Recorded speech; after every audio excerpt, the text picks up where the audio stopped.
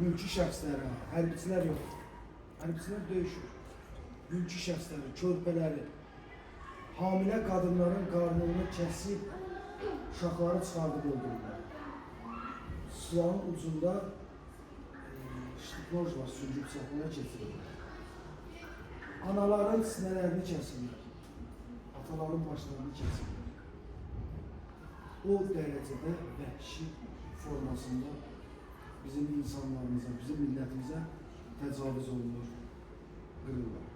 Və bunu 1992-ci ildə Azərbaycan Milli Qəhrəmanı Çingiz Mustafayev tərəfindən çəkilir və bütün dünyaya ictimailəşdirilir. Bütün dünyaya bildirilir ki, heç kim bilmir bu nə olur. Bir çox orada vətəndaşımız bizim Qarqar çay istiqamətindən qaçaraq Ağdama gəlib çıxır. Yəni, oradan qaçaraq meşələrlə, qarla, günlər